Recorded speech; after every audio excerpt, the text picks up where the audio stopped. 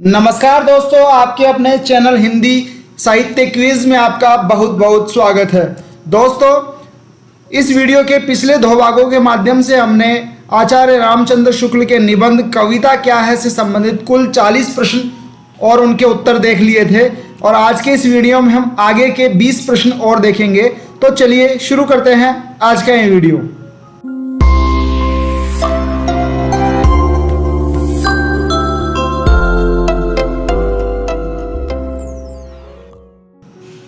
दोस्तों, वीडियो शुरू करने से पहले मेरी आपसे रिक्वेस्ट है कि अगर अभी तक आपने हमारे चैनल को सब्सक्राइब नहीं किया है तो चैनल को सब्सक्राइब जरूर कर ले और बेल आइकन को दबाकर नोटिफिकेशन ऑन कर ले ताकि हमारे आगे आने वाले वीडियोज की जानकारी आपको सबसे पहले मिल सके। तो चलिए वीडियो में आगे बढ़ते हैं।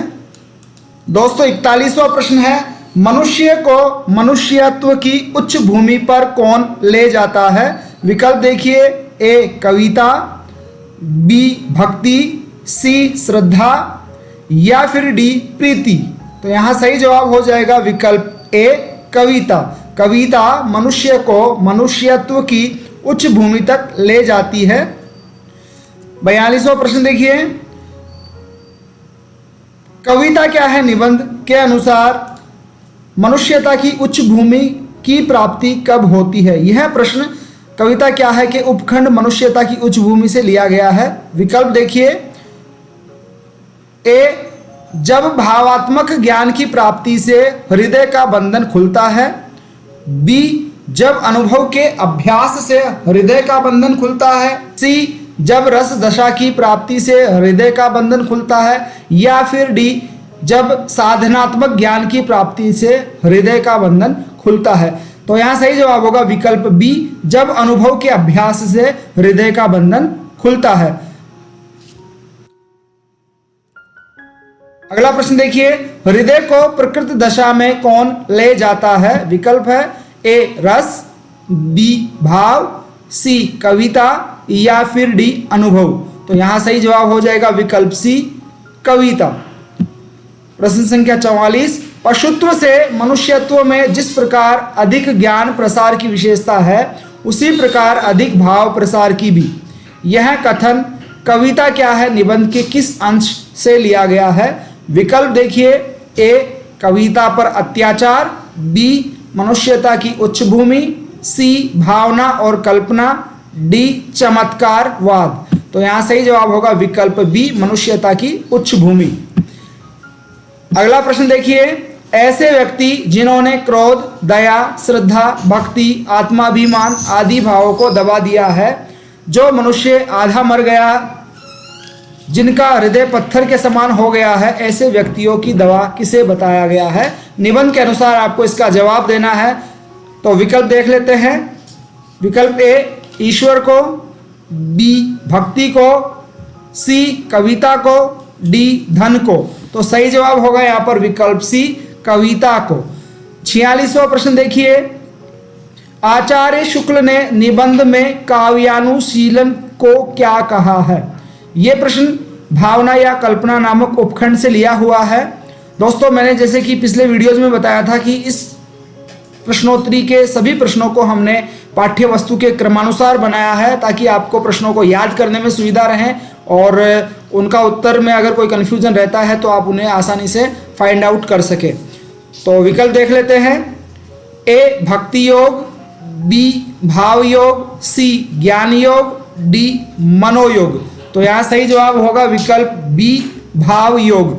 आचार्य शुक्ल ने निबंध में काव्यानुशीलन को भाव योग कहा है। 47वां प्रश्न देखिए, आचार्य शुक्ल ने उपासना को किसका एक अंग माना है? विकल्प देख लेते हैं, ए भक्ति योग का, बी कविता का, सी भाव योग का या फिर डी श्रद्धा का। तो यहाँ सही जवाब होगा विकल्प सी भाव योग का। तो आचार्य रामचंद्र शुक्ल ने उपासना को भाव योग का एक अंग माना है। 48वां प्रश्न, पुराने धार्मिक लोग उपासना शब्द का क्या अर्थ लेते थे?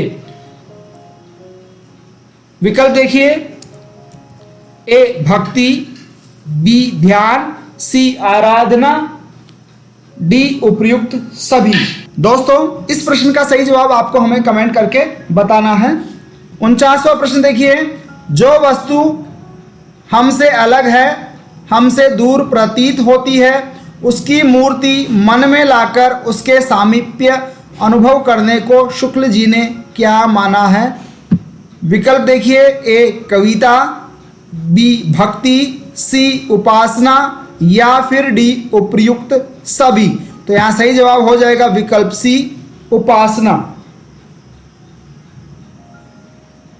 50वां प्रश्न है, जिस प्रकार भक्ति के लिए उपासना या ध्यान की आवश्यकता होती है उसी प्रकार और भाव के प्रवर्तन के लिए किसकी आवश्यकता होती है? तो यहाँ विकल्प देख लेते हैं, ए काव्य या कल्पना की, बी ज्ञान या कर्म की, सी भावना या कल्पना की, डी कविता या कल्पना की। तो यहाँ सही जवाब होगा विकल्प सी भावना या कल्पना की। जिस प्रकार भक्ति के लिए उपासना या ध्यान की आवश्यकता होती है उसी प्रकार और भाव के प्रवर्तन के लिए हमें भावना या कल्पना की आवश्यकता होती है।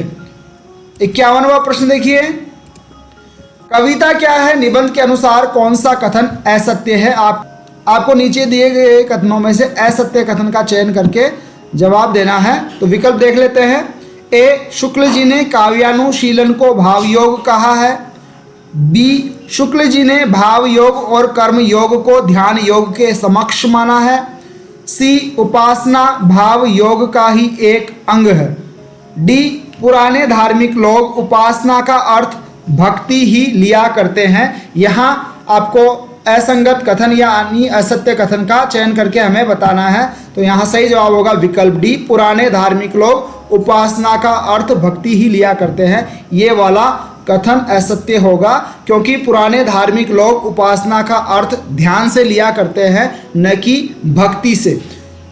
52वां प्रश्न देखिए, कविता क्या है? निबंध के अनुसार कल्पना कितने प्रकार की होती है? विकल्प है, ए 2 प्रकार की, बी 3 प्रकार की, सी 4 प्रकार की या फिर डी 5 प्रकार की। यहाँ सही जवाब होगा विकल्प ए 2 प्रकार की। कविता क्या है? निबंध के अनुसार कल्पना 2 प्रकार की होती है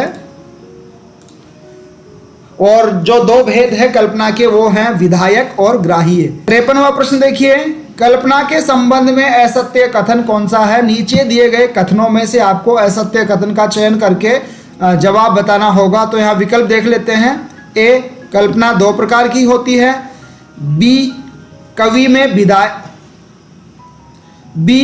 में विधायक कल्पना अपेक्षित होती है, सी पाठक या श्रोता में अधिकतर ग्राहक कल्पना अपेक्षित होती है, डी यूरोपीय साहित्य मीमांसा में कल्पना को प्रधानता नहीं दी गई है।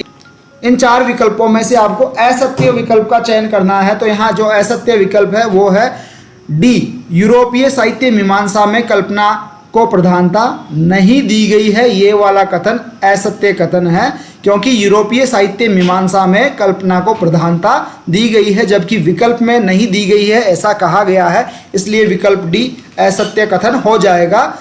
अगला प्रश्न देखिए, प्रश्न संख्या 54, उपासना के संबंध में संगत कथन का चयन कीजिए। अभी हमने असंगत पूछा था, असत्य पूछा था, अब यहाँ पर आपको संगत कथन का चयन करके बताना है। तो आइए कथन देख लेते हैं। पहला कथन है, पुराने धार्मिक लोग उपासना का अर्थ ध्यान ही लिया करते हैं।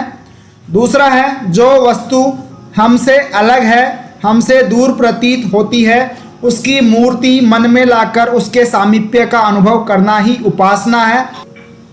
3, साहित्य वाले इसे यानी उपासना को ही भावना कहते हैं। या चौथा, आजकल के लोग इसे कल्पना कहते हैं। इन चारों कथनों में से आपको संगत कथन का चयन करके बताना है और इन विकल्पों के आधार पर आपको सही जवाब का चयन करना है। तो यहाँ विकल्प है, ए पहला और दूसरा, बी पहला दूसरा तीसरा, सी दूसरा तीसरा चौथा या फिर डी पहला दूसरा तीसरा चौथा, यानी चारों कथन ही संगत है। तो यहाँ सही जवाब होगा विकल्प डी, पहला दूसरा तीसरा और चौथा यानी चारों कथन ही यहाँ पर उपासना के संबंध में सत्य कथन है, संगत कथन है। 55वां प्रश्न देखिए, प्रायः कविता का उद्देश्य क्या माना जाता है?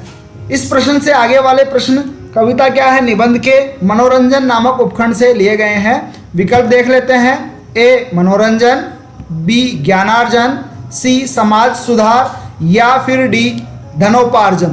तो यहाँ सही जवाब होगा विकल्प ए मनोरंजन। प्रायः कविता का उद्देश्य जो माना जाता है वो है मनोरंजन। 56वां प्रश्न है, यूरोपीय समीक्षकों ने काव्य का चरम लक्ष्य किसे ठहराया है? यानी पश्चिमी जो समीक्षक है, यूरोप देशीय जो समीक्षक है, उन्होंने काव्य का चरम लक्ष्य किसे बताया है? तो विकल्प है ए ज्ञान को, बी धन को, सी आनंद को, डी सुधार या उन्नति को। तो यहाँ सही जवाब होगा विकल्प सी आनंद को। यूरोपीय समीक्षकों ने काव्य का चरम लक्ष्य आनंद को बताया है।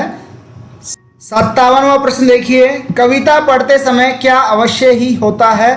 विकल्प है ए भाव, बी रस, सी मनोरंजन या फिर डी कल्पना। तो यहाँ सही जवाब होगा विकल्प सी मनोरंजन। जब हम कविता पढ़ते हैं तब हमारा मनोरंजन आवश्यक रूप से होता है। 58वां प्रश्न देखिए, वह कौन सी शक्ति है जिससे कविता अपना प्रभाव जमाने के लिए मनुष्य की चित्रवृत्ति को स्थित किए रहती है, उसे इधर उधर जाने नहीं देती? विकल्प है ए भाव, बी एकाग्रता, सी मन या फिर डी मनोरंजन। तो यहाँ सही जवाब होगा विकल्प डी मनोरंजन। मनोरंजन ही वह शक्ति है जिसकी मदद से कविता अपना प्रभाव जमाने के लिए मनुष्य की चित्रवृत्ति को स्थित किए रहती है और उसे इधर उधर भटकने या जाने नहीं देती। अगला प्रश्न है प्रश्न संख्या 59, मन को अनुरंजित करना, उसे सुख या आनंद पहुंचाना ही यदि कविता का अंतिम लक्ष्य माना जाए तो कविता भी क्या बन जाएगी? कविता की क्या स्थिति हो जाएगी? विकल्प है ए भक्ति की सामग्री, बी मुक्ति का साधन, सी ज्ञान की वस्तु या फिर डी विलास की सामग्री। तो यहाँ सही जवाब होगा विकल्प डी विलास की सामग्री। अगर मन को अनुरंजित करना, उसे सुख या आनंद पहुंचाना ही हम कविता का अंतिम लक्ष्य मान लेते हैं तो कविता भी एक विलास की सामग्री बनकर ही रह जाएगी। प्रश्न संख्या 60 देखिए, कविता का अंतिम लक्ष्य क्या बताया गया है? विकल्प है ए जगत के मार्मिक पक्षों का प्रत्यक्षीकरण करके उनके साथ मनुष्य हृदय का सामंजस्य स्थापित करना, बी मनोरंजन करना, सी कविता की शक्ति पाकर जीवन की ओर प्रवृत्त होना, डी मनुष्य का अपने भावों विचारों और व्यापारों के लिए दूसरों के भावों विचारों और व्यापारों के साथ मेल होना। तो यहाँ सही जवाब होगा विकल्प ए जगत के मार्मिक पक्षों का प्रत्यक्षीकरण करके उनके साथ मनुष्य हृदय का सामंजस्य स्थापित करना। तो दोस्तों आज की इस वीडियो में बस इतना ही। अगले वीडियो में हम आगे के 25 प्रश्न और पढ़ेंगे। अगले वीडियो का लिंक आपको इसी वीडियो के डिस्क्रिप्शन में मिल जाएगा और अभी तक आपने इस वीडियो के पहले 2 भाग नहीं देखे हैं तो उन वीडियोज़ को भी आप ज़रूर देखें। उनमें दोनों वीडियोज़ के माध्यम से हमने कुल 40 प्रश्नों को देखा था।